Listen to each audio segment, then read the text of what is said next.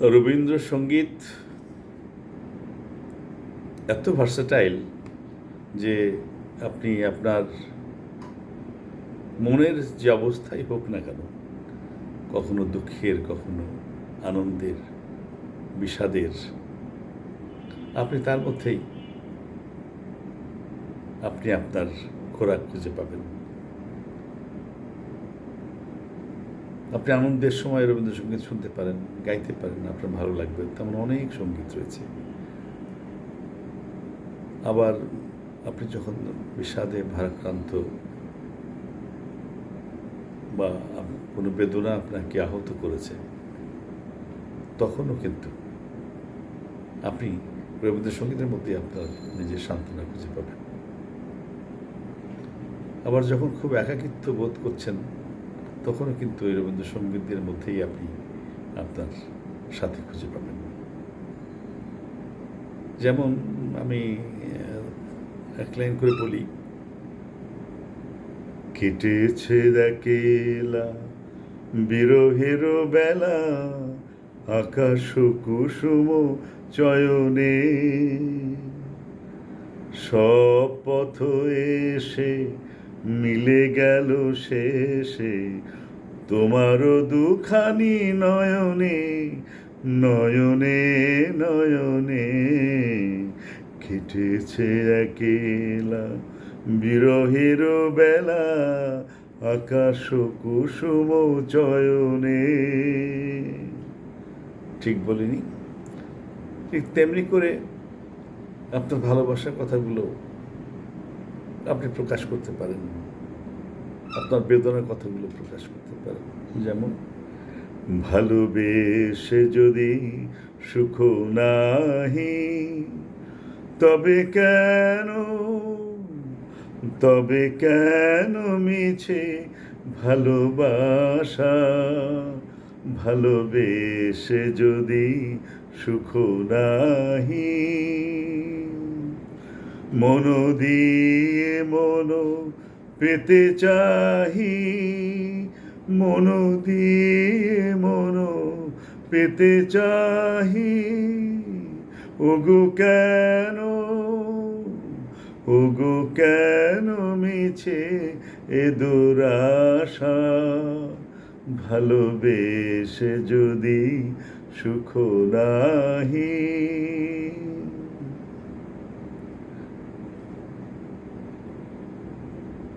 আবার আনন্দের সময় অনেক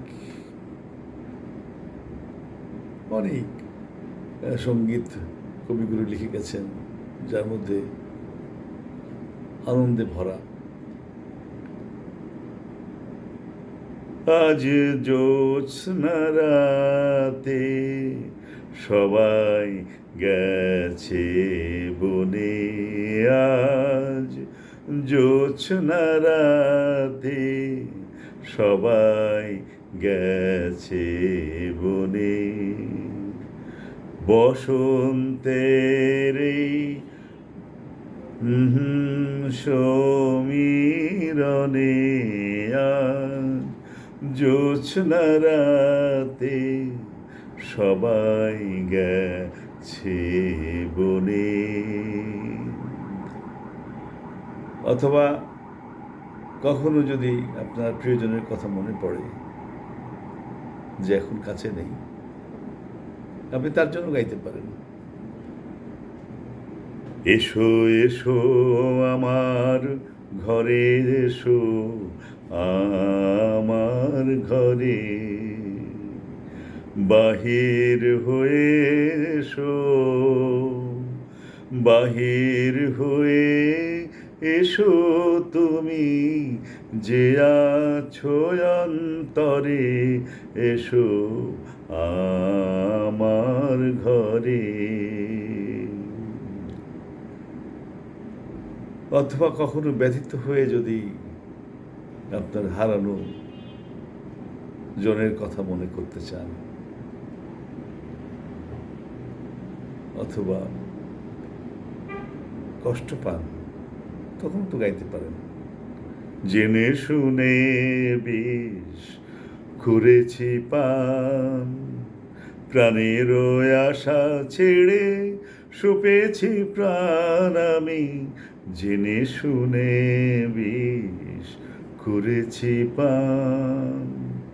যতই দেখি তারে ততই দহি, আপন মন জ্বালা নীরবে সহি, তবু পারিনে দূরে যেতে, মরিতে আসি লই গো বুক পেতে অনল বান আমি, জেনে শুনে বিষ করেছি পান।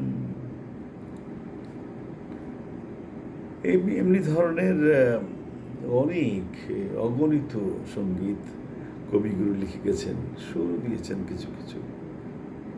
এর মধ্যে সেই হৃদয়ের কথা, মনের কথা, ভালোবাসার কথা, বিষাদের কথা, দুঃখের কথা সবই তো পাওয়া যায়। অনেক দুঃখভ্রান্ত এমন এমন গান আছে, আসলে খুব ভারাক্রান্ত হয়ে যেতে হয় সেগুলো শুনলে।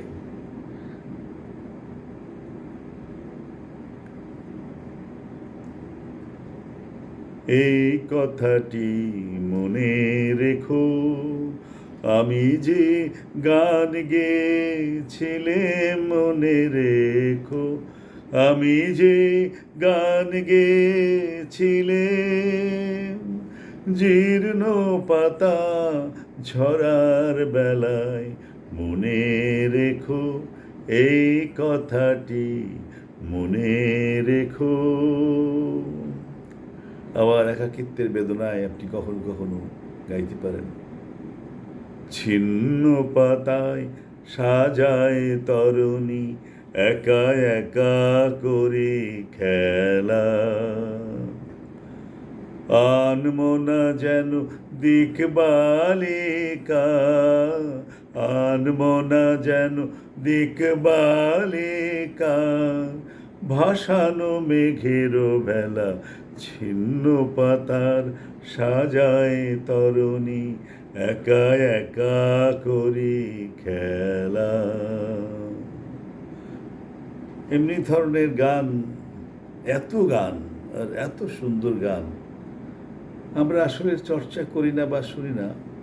আমরা আধুনিকতায় আমরা ইংরেজি সঙ্গীত অথবা এখন যে ব্যান্ড মিউজিকগুলো আছে, যেটা শুধু ইনস্ট্রুমেন্টাল মিউজিক, শুধু ইনস্ট্রুমেন্ট শোনা যায়, গানের বাণী অথবা গায়কের যে কণ্ঠ, এটা বোঝানো পায়নি, এটাকে ওভারল্যাপিং করছে মিউজিক। সুতরাং সঙ্গীতের যে মূর্ছনা, সঙ্গীতের যে আবেদন, সেগুলো কিন্তু এখন নেই। তাই বলবো যে মেলোডিয়াস গান এগুলো যদি আমরা শুনি বা গাওয়ার চেষ্টা করি, সেটা রবীন্দ্রসঙ্গীত হতে পারে, অন্য কোনো সঙ্গীত হতে পারে, যার বাণী ভালো, যার সুর ভালো, যার গায়কই ভালো, সেগুলোই তো আমাদের শোনা উচিত এবং সেই গানগুলোকে বাঁচিয়ে রাখা উচিত। কিন্তু আমরা যে অপসংস্কৃতির মধ্যে চলে যাচ্ছি ধীরে ধীরে, কোথায় যাচ্ছি? এমনকি আমাদের দেশের যে কৃষ্টি কালচার, যে ভাওয়াইয়া বা যে পল্লীগীতি আমরা আব্দুল আলিমের কণ্ঠে শুনেছি, অথবা রংপুরের সেই ভাওয়াইয়া গানগুলা শরীফা রানী বা এই ধরনের যেগুলো আর্টিস্ট, তাদের কণ্ঠে শুনেছি, সেগুলো এখন ব্যান্ড মিউজিক দিয়ে, সেগুলো এখন ড্রাম দিয়ে, বিভিন্ন ইনস্ট্রুমেন্ট দিয়ে সেগুলো গাওয়া হচ্ছে, যার ফলে তার যে স্বকীয়তা, তার যে বৈশিষ্ট্য, যে চরিত্র গানের, সেগুলো থাকছে না। এখন যে গান হচ্ছে সেটা মিক্সচার করা হচ্ছে, সেই মিক্সচারের গানই কেউ প্রস্তুত করছে, যা টিকছে না বেশি দিন, অল্প দিনে শেষ হয়ে যাচ্ছে। কিন্তু আগে রবীন্দ্রসঙ্গীত এখনও কিন্তু আপনি যদি শোনেন, অভ্যেস করেন, আপনার কিন্তু অত্যন্ত ভালো লাগবে, কোনো গানই শুনবেন না আপনি। তাই বলি, আমাদের সঙ্গীতকে বাঁচিয়ে রাখতে হবে, বাংলা গানকে বাঁচিয়ে রাখতে হবে, ভালো গায়কের গায়িকাকে বাঁচিয়ে রাখতে হবে। ভালো গান আমরা শুনতে চাইলেই তো ভালো গায়ক সৃষ্টি হবে, এবং গায়করা ভালো ভালো গান গাইবেন। ব্যান্ড মিউজিক কয়দিন থাকে, বেশি দিন থাকে না। তো যাই হোক, আমার কাছে এগুলো ভালো লেগেছে তাই বললাম। আপনাদের যদি ভালো লাগে ইটস ফাইন, না লাগলে যেটা ভালো লাগে সেটা শুনবেন। এই স্বাধীনতা তো সবারই রয়েছে। Thank you very much.